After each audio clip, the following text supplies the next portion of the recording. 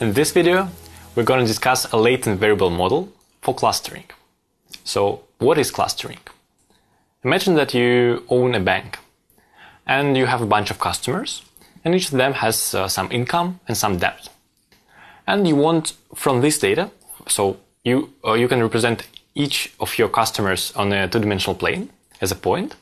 And from this data, you want to decompose your customers into 3 different clusters. Why? Well, for example, you want to find people who spend money on cars and make some promotions for them, some car-related loan or something. This can be useful for different retail companies and banks and companies like that to find meaningful subset of customers to work with.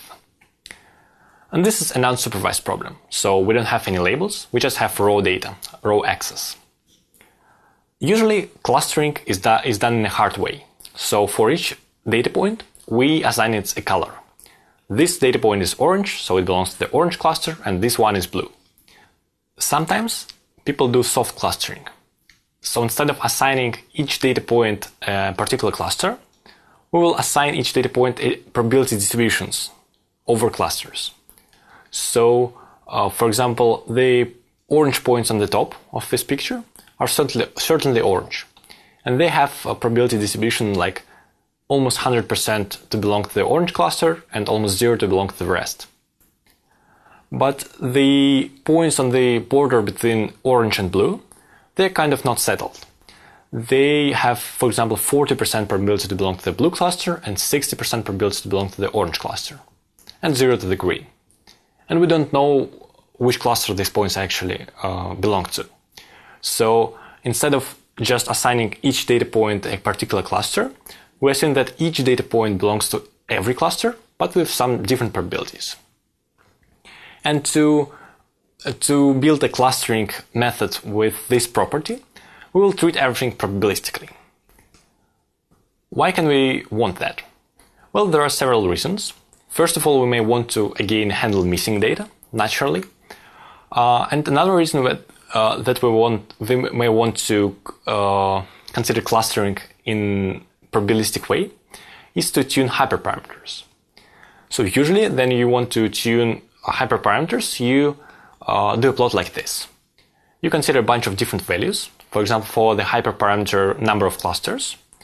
So on the previous image we had 3 clusters, but we can try some different amount, like 5 or 4. And for each of these particular values of the number of clusters, we may train our model, our clustering model, which is called GMM, and we will discuss it later in details.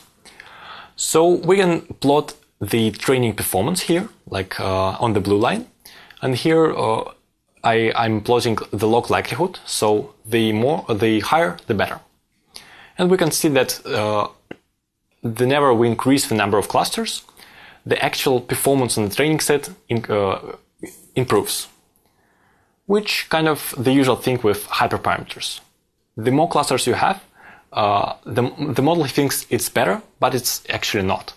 So, for example, if you put 1 cluster per each data point, the model loss will be optimal, but it's not a meaningful solution to the problem at all. So if you consider the validation performance of your model, then it increases, then you start to increase the number of clusters, then it stagnates somehow, and then it starts to decrease. And this is the usual picture for tuning hyperparameters. You train a bunch of models and you choose the one that performs the best on the validation set. So this was a probabilistic model for clustering, but it turns out that you can't do this thing for hard assignment clustering. Well, at least it's not obvious how to do it. So if you train one of the popular hard clustering algorithm k-means, it will think that the more clusters you have, the better, both in training and on validation loss. So it doesn't have any meaningful way to understand which number of clusters do you want from the performance on the validation set. The probabilistic way of dealing with clustering is also not ideal.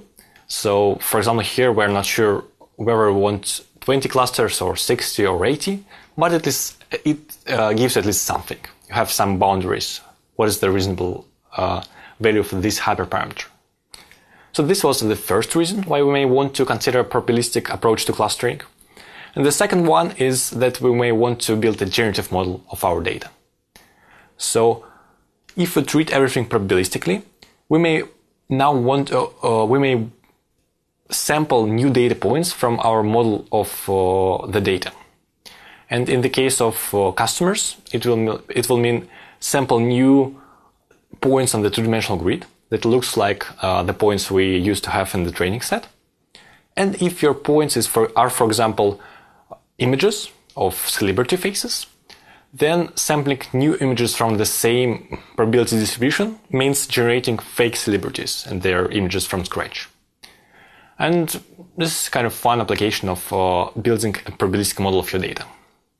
So to summarize, we will want to build a probabilistic model for clustering, and this may help us in two ways. First of all, it may allow us to tune hyperparameters, and it may give us a generative model of the data. So in the next video, we'll build a latent variable model for clustering.